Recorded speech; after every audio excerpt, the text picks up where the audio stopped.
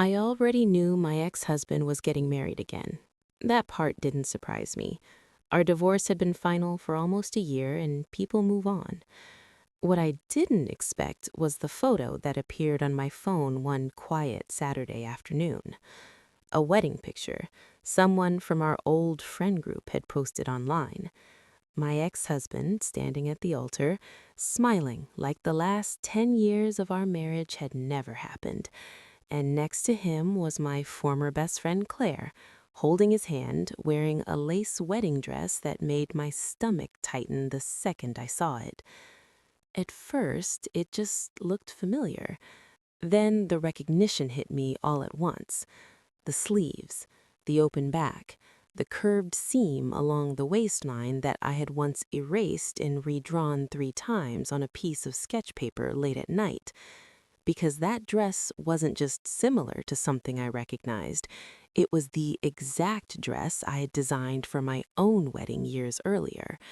A design that had never been shown to a client, never put into production, never shared outside my studio, except for one person who had sat on my couch during dozens of late nights while I worked, my best friend.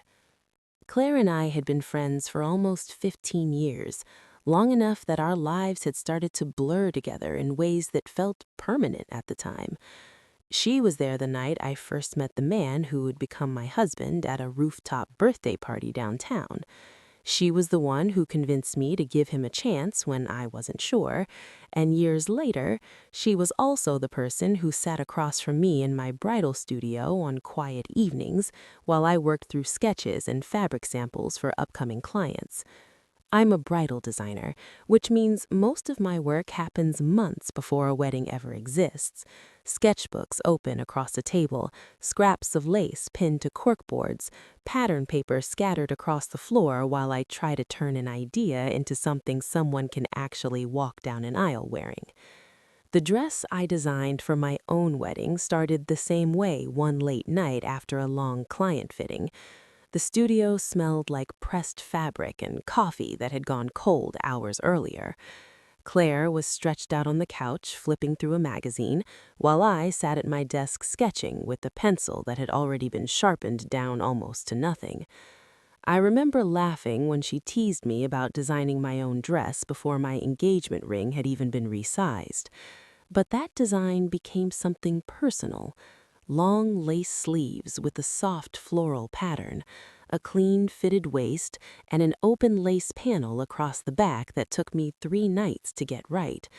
I never turned that sketch into a client dress.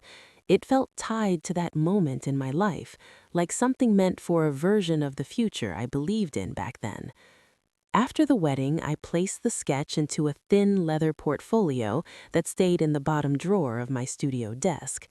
During the years my marriage slowly fell apart, I stopped opening that drawer altogether. It was easier not to look at reminders of the life I thought I had built. Claire stayed close through most of the divorce. She brought takeout when the paperwork started, sat across from me at my kitchen table while I tried to understand how a decade of marriage could quietly collapse like that. But once the divorce was final, things between us slowly shifted. Texts took longer to answer, plans got canceled. Eventually, the distance felt normal enough that I stopped questioning it. Standing in my studio now, months later, with that wedding photo glowing on my phone, the lace pattern on the dress made something uncomfortable settle in my chest. Because the more I stared at the image, the harder it became to convince myself it was coincidence. The neckline matched, the sleeves matched, and the small curved seam along the waistline matched a pencil mark I had drawn late one night while Claire sat 10 feet away watching me work. If you want to see what happened next, stay with me. And if you like stories that reveal what people try to hide, don't forget to like and subscribe. At first, I tried to talk myself out of what I was thinking because lace wedding dresses can look similar if you stare at enough of them long enough. Designers borrow ideas from each other all the time, and the bridal world isn't as big as people imagine. But something about that dress kept pulling my attention back to the details. The floral lace pattern along the sleeves wasn't something common you'd find in fabric catalogs. It was a custom overlay pattern I had sketched by hand years earlier when I was experimenting with different textures from my own dress design. I drove to my studio that afternoon without really planning to. The building was quiet because it was a weekend, and the air inside still carried the faint smell of steamed fabric from the day before. I opened the bottom drawer of my desk and pulled out the leather portfolio that had been sitting untouched since the divorce. The paper inside had curled slightly from sitting there so long, but the sketch was exactly how I remembered it. I placed the drawing on the desk and set my phone beside it so I could compare them carefully.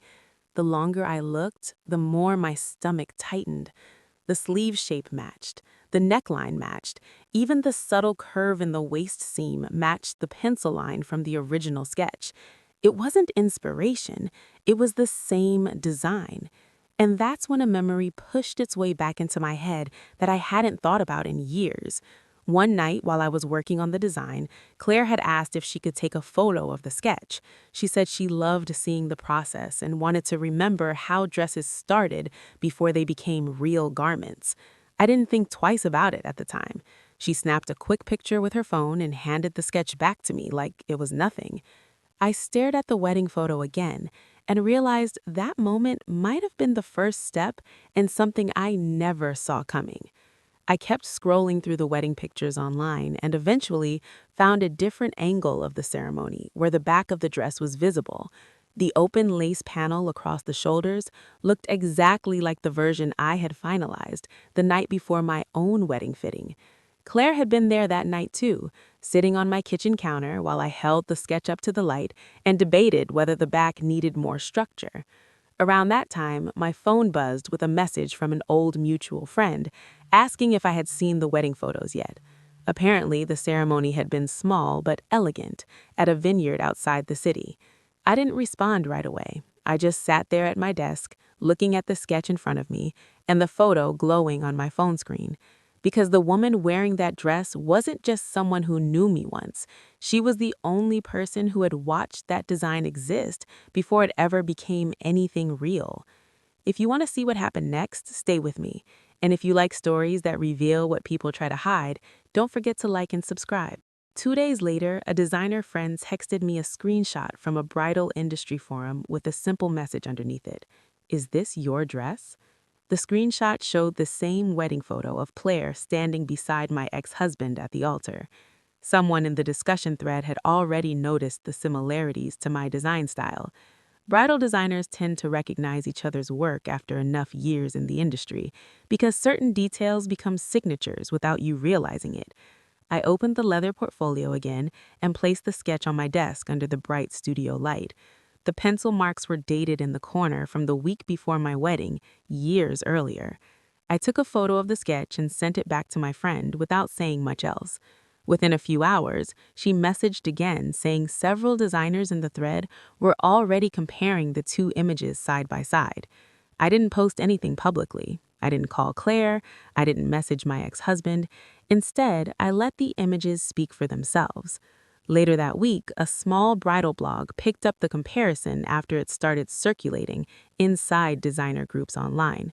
The article didn't accuse anyone directly. It simply showed the wedding photo beside my original sketch and explained the timeline of when the design had first been drawn. The similarities were obvious enough that no explanation was really necessary.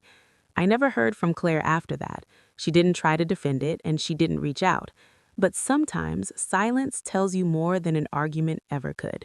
Because once people inside the industry saw the two images side by side, the story didn't belong to me anymore.